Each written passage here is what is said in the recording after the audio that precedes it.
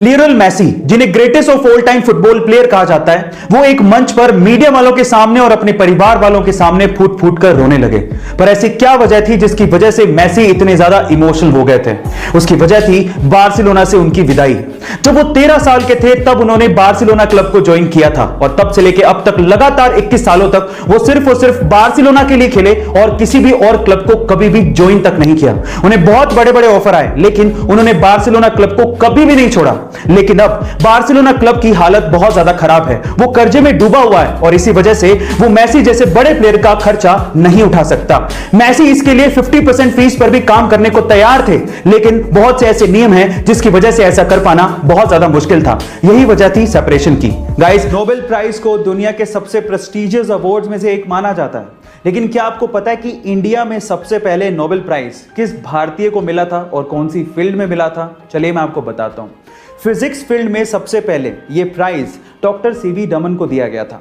Literature field में रविंद्रनाथ टैगोर को दिया गया था। इसी तरह से इकोनॉमिक फील्ड में डॉक्टर अमर्त्य सेन को दिया गया था।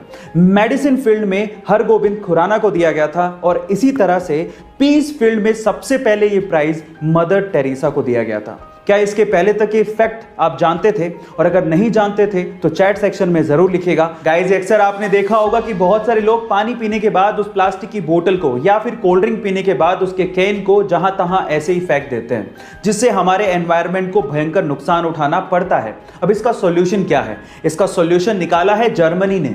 गाइस, जर्मनी में क्या होता है कि जब वहां के लोग पानी पीने के बाद प्लास्टिक की बोतल को या फिर कोल्ड ड्रिंक पीने के बाद उस कैन को रिसाइकिल के लिए देते हैं तो उन्हें 0.25 यूरोज रिफंड किए जाते हैं। गाइस, इससे प्लास्टिक वेस्ट भी इकट्ठा हो जाता है और एनवायरनमेंट भी साफ रहता है। आपको ये सॉल्यूशन कैसा लगा और क्या आपको भी लगता है कि ये इंडिया में भी इंप्लीमेंट होना चाहिए? चैट सेक्शन में जरूर लिखें। इंडियन क्रिकेट टीम के सभी खिलाड़ियों के हेलमेट के ऊपर बीसीसीआई लोगों के साथ में तिरंगा झंडा भी लगा हुआ होता है, लेकिन एमएसडी यानी कि महेंद्र सिंह धोनी के हेलमेट के ऊपर तिरंगा झंडा आपको देखने को नहीं मिलेगा। क्या इसके पीछे का रीजन आप जानते हैं? चलिए मैं आपको बताता हूं। एमएसडी बल्लेबाज के साथ साथ विकेट कीपर भी हैं और विकेट कीपर को कभी कभी विकेट कीपिंग करते टाइम हेलमेट को जमीन पर रखना पड़ता है। और आपकी जानकारी के लिए मैं आपको बता दूं कि राष्ट्रीय ध्वज संहिता के अनुसार तिरंगे झंडे को जमीन पर रखना अपमान कहलाता है और हमारे तिरंगे झंडे का अपमान ना हो, इसी वजह से महेंद्र सिंह धोनी ने अपने हेलमेट पे तिरंगे झंडे को लगाना बंद कर दिया। गाइस, क्या इसके पहले तक इफेक्ट आप जानते थे? और अगर नहीं जानते थे तो चैट सेक्शन में जरूर लिखिएगा। गाइस, क्या आपको पता है कि एयरफोर्स का सबसे महंगा विमान कौन सा है? चलिए आज इस वीडियो में मैं आप लोगों को एयरफोर्स के सबसे महंगे विमान के बारे में बताता हूं और वो है फाइटर जेट F-35। और गाइज, आप लोग ये जान के हैरान रह जाओगे कि फाइटर जेट F-35 को उड़ाने के लिए पायलट जो हेलमेट पहनता है वो 1000, 10,000, 1 लाख या 1 करोड़ का नहीं है, बल्कि वो हेलमेट लगभग 3 करोड़ रुपए का है। Oh my God.